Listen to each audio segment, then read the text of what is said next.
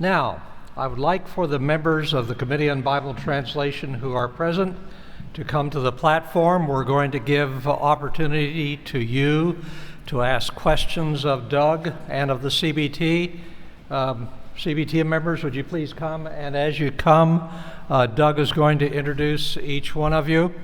I asked Doug to introduce some of the CBT members because I know most of them, but you know, the CBT is so insulated from publisher influence that there are one or two of them that I have never met in spite of all of my years attending ETS. So Doug, would you please introduce the members of the CBT that are here, and those that are not here, you're going to mention those as well. Yes, this will give an opportunity for my fellow CBT members to correct what I've just been saying, which is the habit of the way we work on the committee, certainly. Let me introduce those who are here from left to right. Dr. Rick Hess from Denver Seminary, Mark Strauss from Bethel West, Dr. Janine Brown from Bethel West, Dr. Karen Jobes at Wheaton, one of my colleagues there, and Dr. Bill Mounts working with biblicaltraining.org. We're sorry that more of our CBT members couldn't make it tonight. Let me just read their names. Dr. Craig Blomberg from Denver Seminary, Dr. Simon Gathercole from University of Cambridge, Dr. David Instone Brewer from Tyndale House at Cambridge, Dr. Paul Swaroop, who is the pastor of the Cathedral Church in Delhi, Havila Dharamraj from the South Asian Institute of Advanced Christian Studies, Dr. Bruce Waltke, retired, Dr. Larry Walker, retired, and Dr. Michael Williams from Calvin Seminary in Grand Rapids. I should add that Dr. Mark Strauss is the vice chair of the committee and Dr. Michael Williams the secretary. Now we have microphones scattered throughout the room. It's a little bit difficult for me to see with these lights glaring, so if I fail to see someone, I have spotters out there who will alert me. But when you come to the microphone, would you please introduce yourself? And also please remember that this is a chance to ask questions, not to lecture. There was a mention in the address that you had to make a decision about to whom you were speaking. In one case was to either the evangelical community or to the community at large. What was the decision that was made? I was curious to know which way you go, or if you try to do both, or if you go one way one time and one way another.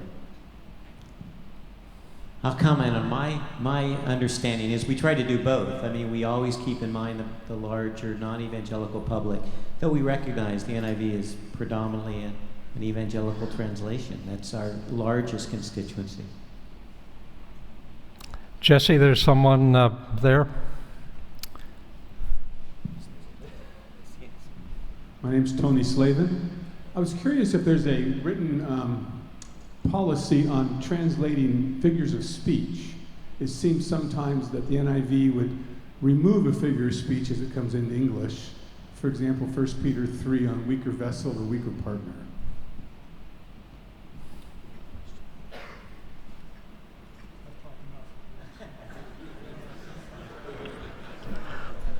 You stumped them. I don't believe we have a written policy.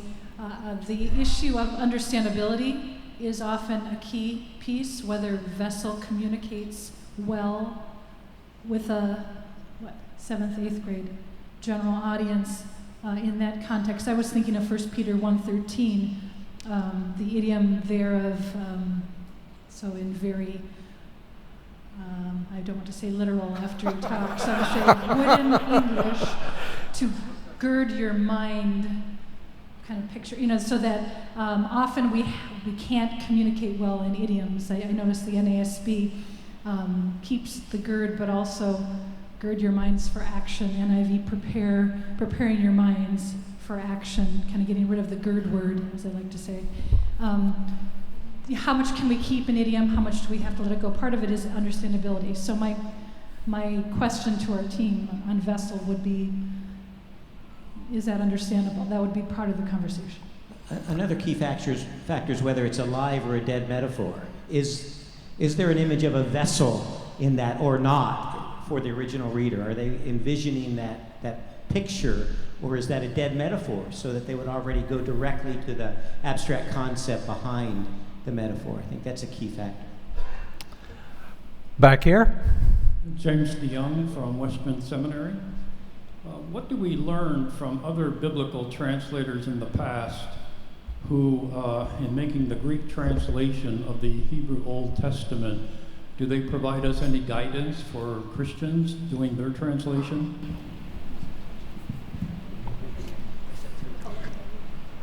I presume you're speaking about the Septuagint, right? Yeah. It's interesting to me that in my career, I have had two major foci in my research. One is the Septuagint, and the other has been the NIV. And it took me actually several years to begin to realize why both of those topics are so dear to my heart. And I think we do see in the Septuagint some of the same issues being played out as the translators were trying to contextualize the Hebrew text for diaspora Judaism and all of the political and cultural issues that were involved. And that's very similar to what we do in modern translation. It's also been interesting to me that sometimes when the Hebrew is obscure, we turn to the Septuagint, and what do we find? They didn't know what it meant either. So I think there are lots of kinds of translation issues, translation philosophy. It's a very fascinating field of study to combine study of an ancient translation with practices and philosophy in modern translation. Anybody want to add to that? Yeah, if I could.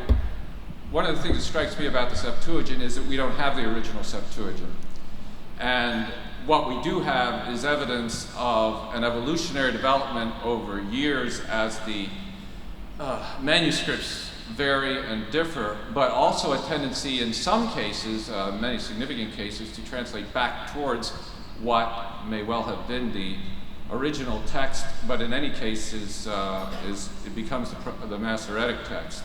And therefore, there is a kind of interest in literalism there, which is balanced over against what you were talking about, Karen, which is the attempt to make it available to the people of the particular audience and readership that the Septuagint was written for. So you do have some parallel issues going on. All right, before I go to Jesse, if you have a question, would you please stand and either wave or walk towards someone who has the microphone. Jesse, you have someone. Hello, Drew Longacre. I'm very curious about the text critical principles and what you do for that process. When you have, say, a text that is extant in multiple different versions, which do you choose to translate? How thorough is your examination of the manuscript tradition behind the NIV?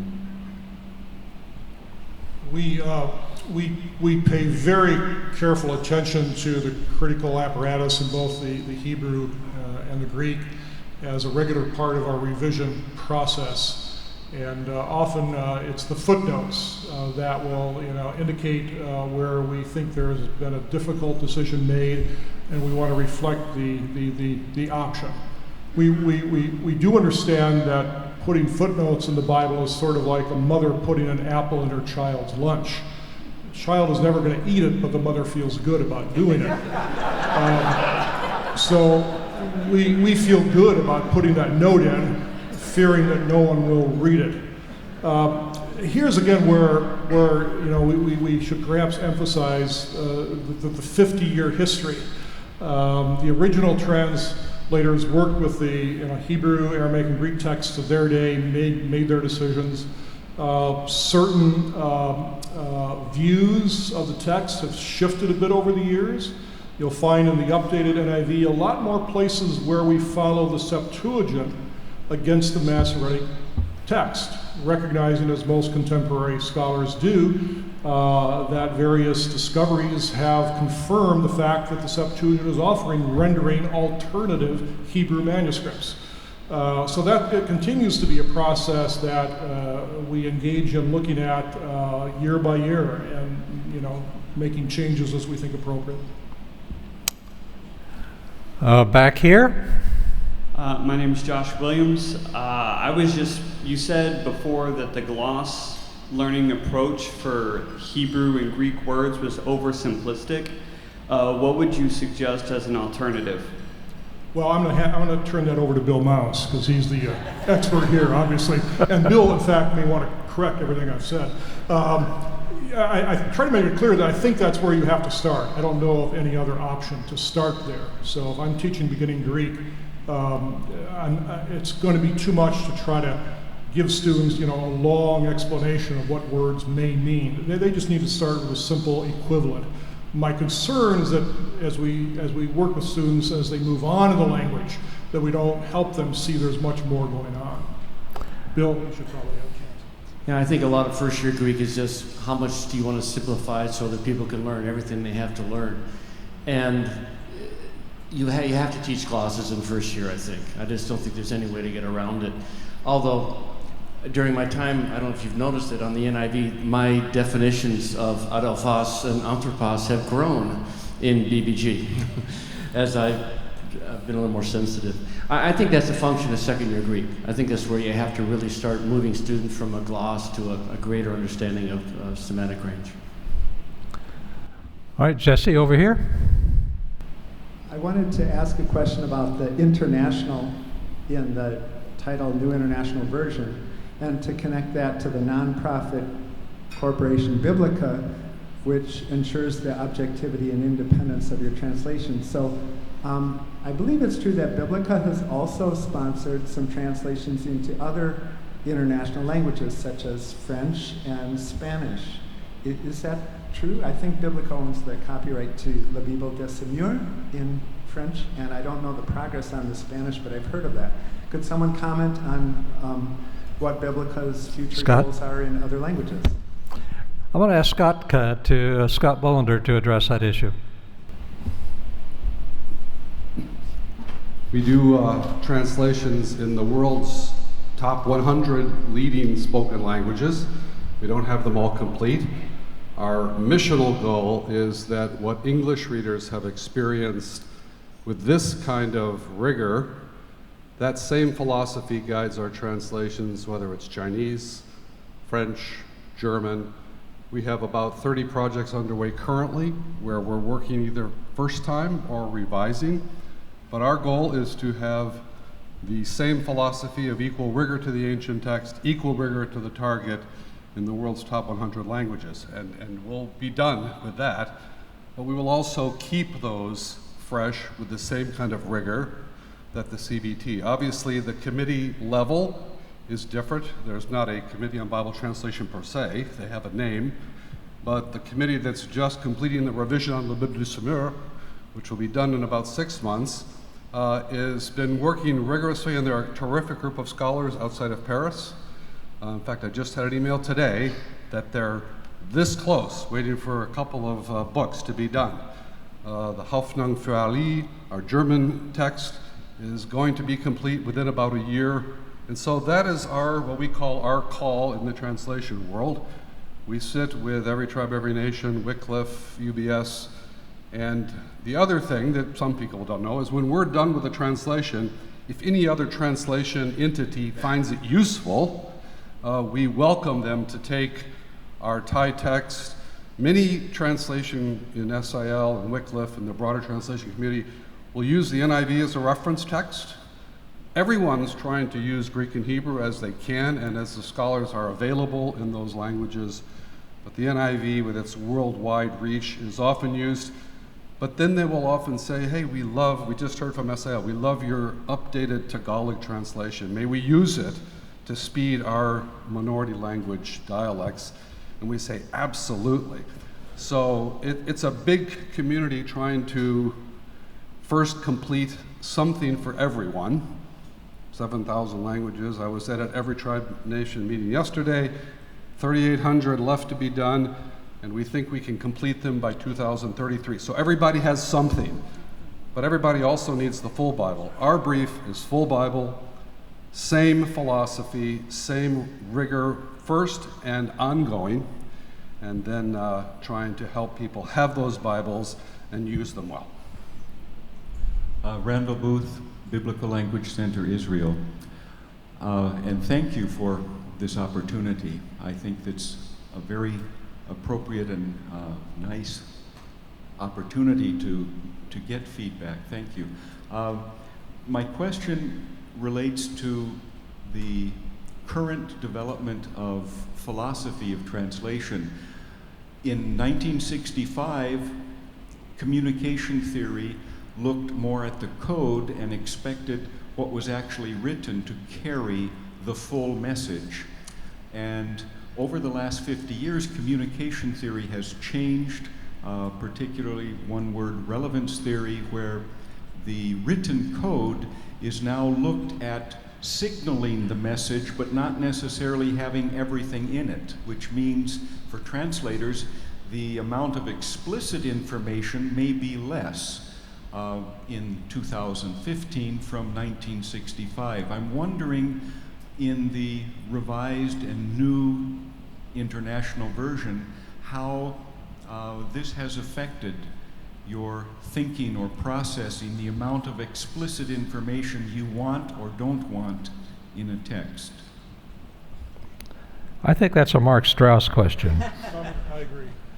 Yeah, I think many of us have read a great deal in communication theory and relevance theory in particular, and I think we are constantly cognizant of the fact that readers are going to have certain presuppositions and assumptions when they come to the text. We try to determine what those assumptions and presuppositions are and translate accordingly. If there's additional information that needs to be provided to make the sense clear to your average reader, and again, there's that average reader context, then we include that. But if not, then we don't include it. So I think there is an awareness that translation is an act of communication, not simply a replication of words. You want to add anything? You know, I would say that it's going to become more of a problem because in 1965, I think the translation committee could rely on more biblical literacy, literate people reading it. And so there was a lot of that, the relevance that's brought to the verses because people understood, they had been taught, they were churched. And as translators are now targeting for a world that has become generally, in many ways, less literate, but also much more unchurched, a lot of the things that we could assume we may have to start spelling out more. So I think that would be an issue to look at for as we move forward in Bible translation. I want to go back to intertextuality. How do you ensure the preservation of clauses, phrases, terminology that is meant by the original author to be evocative of, let's say, Old Testament concepts, covenantal language, or messianic prophecy, certain actual phrases that are really meant for the reader to understand, aha, it's a shout out to a previous thing that requires kind of technical language. I think you have to do the best you can. And I mean that because as Doug already mentioned, illegitimate totality transfer, you can't convey everything. And there are a lot of allusions, and I mean, look at names through the whole Testament are filled with wordplay with the text beginning in Genesis.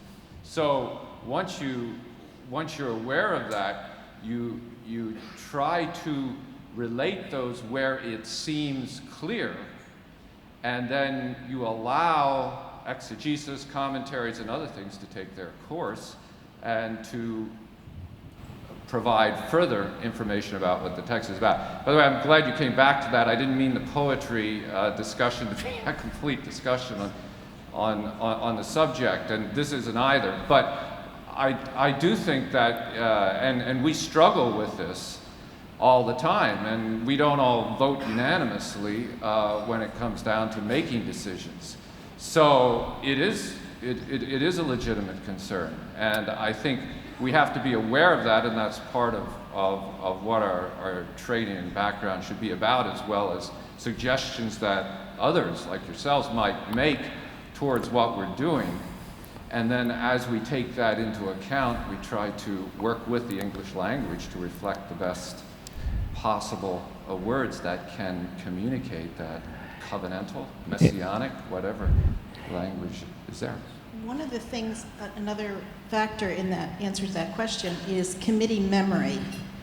The NIV has a very long memory because of the continuity of the committee. And there are many times when someone could make a suggestion of saying, in this place I think we should translate it here, and in this way. And another member of the committee will say, but if we do that, we're going to lose lexical linkage back to the Old Testament or back to another part of the book. And so it's that kind of committee memory that helps to safeguard. I found in my almost 20 years now on the committee, there is nothing that's done without a deliberateness. And it may look as if, why did they do this here and do that there? But there's a reason. And that's one of the things that's impressed me about working on this committee, is the long reach of memory and continuity. Now, we are an assemblage here of the scholars, biblical scholars and theologians. And I'm concerned that at my table there's a journalist, several spouses who may not have advanced degrees in biblical studies and theology, and I'm concerned about my boss. Would somebody in 2 or 3 sentences in ordinary English explain what intertextuality is?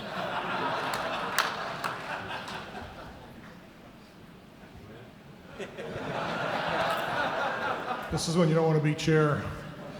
I'm going to give just a simple explanation if I can. Intertextuality, the way Scripture ultimately as a whole reflects other parts of Scripture back and forth on itself, so that a word or phrase in one part of Scripture is deliberately picked up in another part of Scripture, and that's a connection you want to preserve, obviously. But sometimes, if those connections are more verbal than involving meaning, you have a tough choice the translator has to make. Do you keep the meaning that is going to make sense in both those contexts and change the words you're using in English, or do you keep the same words in English at the possible expense of losing the natural meaning in one text or another? Mark, did you understand that? Good. Thank you, Doug. We have 3 people standing. I think in interest of time, these will have to be the last 3, so I'm going to go back here into the center and then over to you, Sarah. Thanks. Christy Overton. So I know you're a committee, you disagree. I want to know about a passage that was really hard for you to agree on. What was it, and what was that process like?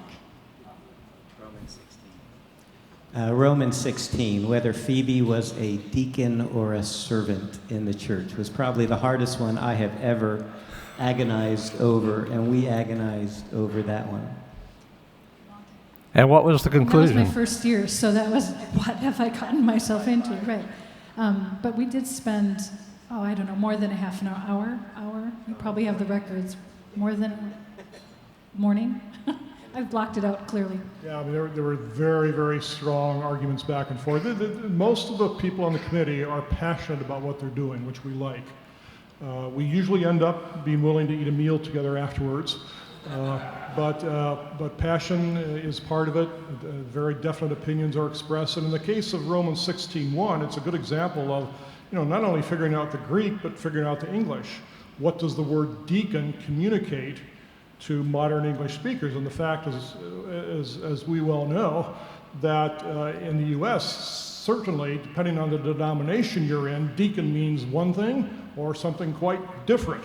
And so the question becomes then, you know, not just what does the Greek mean, but what kind of English word do we choose that's going to communicate to the large majority. So we eventually went with deacon, I think, in Romans 16:1, Phoebe as a deacon of the church in Cenchrea, and of course put servant, I think, in the footnote, which no one has ever seen, perhaps. That's right. And then we also added an explanation of what we meant by deacon to try to head off people who might take what we were doing in the wrong way. And Doug, I think it's important that at this point you explain what the 70% rule is.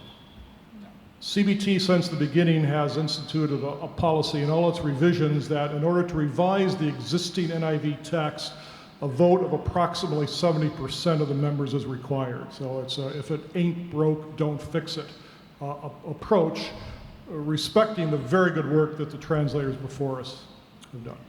And Okay. so we'd really say in the end, if you want to know where we disagreed and argued, look at the footnotes. Check out that apple. Could be a caramel. Okay, Sarah, back to you. Hey, really appreciate the work you guys do. Thank you.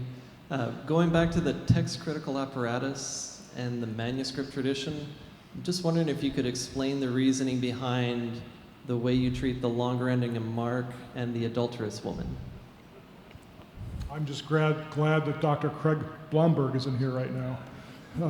He would express himself pretty strongly. Yeah, I think there are pretty serious differences of opinion on CBT on that one. All I would say is that if you're a careful reader of the NIV, you will note that in each edition, those texts get smaller and smaller. Okay. Last question over here. Thank you. I'm Ralph Hawkins from Averett University. I'm just thinking about going back to what Dr. Moo mentioned early on, wanting to avoid, I think you called it biblish, churchese or whatever. In the classroom, I find that it's more and more difficult. Students are less and less familiar with words that those of us in the church, you know, church-related academic institutions think of as sacred, words like covenant, you know, but that's not a word that we use much in our society. We might use it in a mortgage contract or a marriage document maybe. Ark of the covenant, atonement, words that we think of as sacrosanct. When do we, like the USB guide to translating Joshua suggests translating Ark of the Covenant as the treaty box. I'm not sure, like an atonement, but you know, in a culture where these words don't make any sense, they're just completely unfamiliar, when do we move from retaining sacrosanct words and insisting that people learn them, or finding some kind of colloquial expression that can speak to our readers? And I'm not trying to imply an answer, I'm asking. Thank you. Doug, as the chair of the CBT, I think it's your responsibility to answer the last question. Thanks, Dan. I'm trying to speak for my colleagues here. Certainly, I mean, I think all translators struggle at exactly that point. The only thing I guess I would say, and this might just be my personal opinion, is that in working in any discourse, there are certain technical terms that go with the discourse that most people are able to handle. I think of different genres that people read books in our day, whether it's a spy novel, mystery novel, military novel. The readers will be introduced into a world that's a bit strange to them, with a certain vocabulary particular to that world.